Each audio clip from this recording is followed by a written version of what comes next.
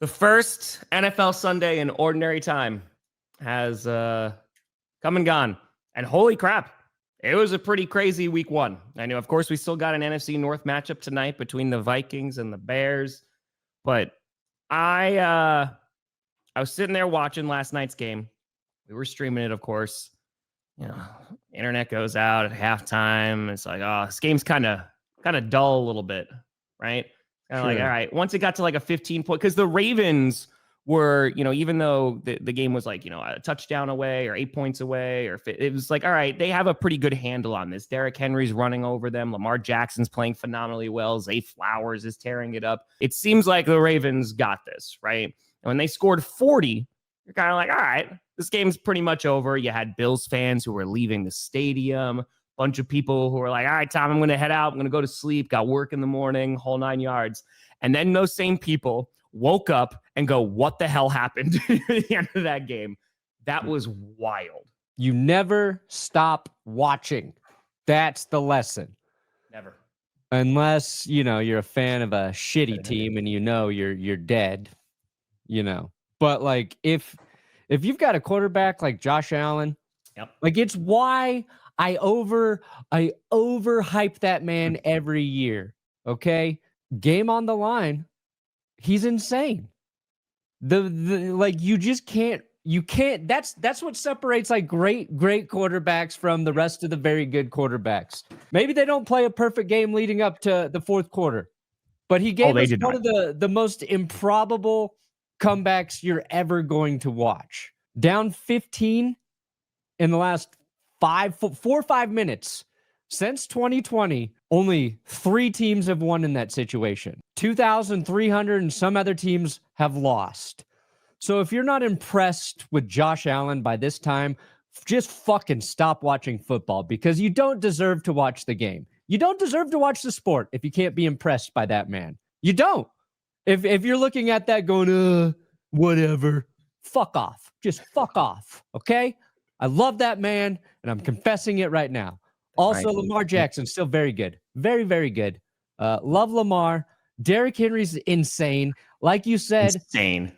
I thought they had the game under control. And then 3 and out, a fumble, and another 3 and out. Well, dude, even the fourth down touchdown where he throws it, Kincaid thinks it's for him, so he reaches his hand back, tips the ball, and it falls into Keon Coleman's arm. If they don't convert there, the game's over. Yeah. And like just the amount of improbable things that had to happen, right? The Derrick Henry fumble is rough. And he said, he's like, put that on me. Because he was running, dude, like he was in his late 20s. Yeah, he's $169 last night. Dude, just looked exactly like Derrick Henry did last year, right? Yeah, like picking up right where he left off. And hey, I know you're really happy. Joey Bosa made some plays. Whoa, look at that. That's Joey Bosa said that's like the most fun he's ever, or the happiest he's ever been after a football game. Yeah, because he was on the Chargers. You know, when this happened, he was on the other end of that, and like every single time. So I imagine that this was a good night for him. But you look at the defense of the Bills, just jumping into that game. I know we're skipping way ahead, but like the Bills defense, it looked tough at some times, right? Yeah. You looked at the secondary, they were getting gashed up by Zay Flowers. They could not stop the run, whether it was Lamar Jackson or it was Derrick Henry. And it was like, oh, damn. All right. So this was a concern heading into this game, especially with Hairston, their first overall pick. He's gone. He's out for at least next 4 games, I think. And so to head into this game and for them to still claw their way back. And then you look at it from the Ravens perspective. Holy crap, man. I mean, it's conservative play calling. It's playing not to lose, especially at the very end of that game. And I mean, the momentum at that point had already shifted, but they had so many opportunities to win. Even after that Keon Coleman touchdown and, DeAndre Hopkins made it a phenomenal play. Holy cow. That was one of the best catches of the week. If you're a Ravens fan, I'm sorry, man, but that reminded me very much of the Packers of the Seattle Seahawks NFC Championship game, where they're like, all right, we got the ball back. All right, let's just run it 3 times. Oh, we went 3 and out, but they burned all their timeouts. And then you give the ball back to Josh Allen. Yeah. The Derrick Henry fumble, it's was watching it late last night when I was like trying to go to bed, and I was like, let me just watch more football because there's something wrong with me. And he tries to stiff arm that play at the line of scrimmage instead of protecting like the football. So it's looking back at it, I was like, oh, that fumble's even worse than I first thought. Sure. Like for Derrick Henry, and I love Derrick Henry, even though I know I can tackle him. I think he's one of the best running backs I've ever watched play the game. Sure. Actually, he was on Ryan Clark's podcast, and I know Ryan Clark not a popular man right now. He's really popular right now. But Ryan Clark, this is where I think maybe I need to change, Tom, because Ryan Clark was saying, lined up in the hole, him and Derrick Henry, he's making that tackle 10 out of 10 times. And everybody else on the podcast was laughing and clowning on Ryan Clark. And I, for a second, just had a flash like, oh, fuck, do not go down the Ryan Clark path. You're like, this could be me. If I'm not careful, this could be me. This could be me one day, and I do not want that. It's a Christmas cow. You're like, this is the ghost of things to come. Yeah. But the DeAndre Hopkins, that touchdown grab was insane. But I wanted to play.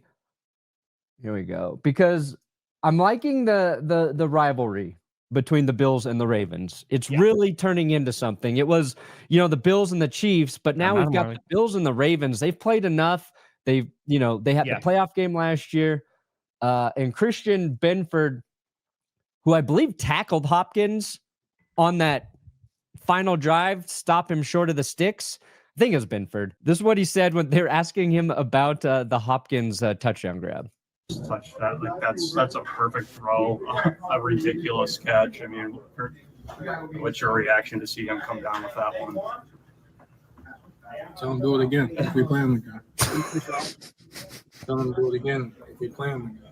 Tell them do it again if we like. They don't like each other. Yeah, they're not fucking impressed. And it was a sensational grab. Like DeAndre Hopkins, holy cow, man! Like that was a really damn good catch. Yeah. And talking about real quick the Ravens defense, they were great last night. Besides, that fourth quarter, they were really dark. Like they were James Cook. They were doing their job. They were causing problems in the backfield. Like they were doing their job. And then that last drive, Jair Alexander, the former Green Bay Packer, oh boy, gets burned on that route. I think it was Josh Palmer, if I'm not mistaken. And he wound up saving a touchdown at the very end, which ultimately didn't matter because the Bills still won. I think that actually, this like the one time you just let him score, make a tackle, yeah. And he might have dropped down anyway. He might have just decided to stop short of the goal line. But holy cow, man! That has to leave such a bad taste in your mouth if you're a Ravens fan. Unfortunately, it's not the first time. And they had that game, man. But it's like you said, you can't. Guys like Josh Allen, you can't let them hang around, right? No. When you can, you got to put them away. And if you start playing to lose the game and the other team, with Josh Allen at the helm, they're going to try to win. Yeah. Last time somebody played like Josh Allen, Aaron Rodgers in 2018, Tom. And it sucks too, dude. Like, I know this is going to be... Lamar had a great game, man. Like, he had a really, really good game. And I just don't know how you... Yeah, but it's the same exact problem they had. It's just like it was like a reverse in terms of the Bills were ahead in the playoff game. Yep. The Ravens made their they had their turnovers early, right? It was the Lamar Jackson interception. Okay. You had some dropped passes from the Bills late that let the Ravens get back in it, and then the Ravens they can't convert the 2-point play. The Bills can't convert the 2-point play. But then the Bills, they finished it off anyway. Mm-hmm. And it was Matt Prater kicking the game-winning field goal. I thought this was funny. They thought Matt Prater was a new coach when he joined the team this week. Because he's 41. Matt Prater, 41 years old. He's a man. He's 40. Yeah. He walks into the special teams meeting, and I'm like, oh, we got a new coach. And then I'm like, wait, that's Matt Prater. Holy cow. That's Matt Prater? What the hell? Tough day, Dan. Tough day. So just that game was fun. It was, I don't know, for week one, for that to be Sunday Night Football, like the NFL, I'm not saying they got lucky, like scheduling Bills Ravens, you're assuming it's going to be a good game, but you're assuming it just 41-42, like high scoring game. You had comebacks, you had everything that you wanted. Keon Coleman, that's amazing. Bills fans are very excited. I love it.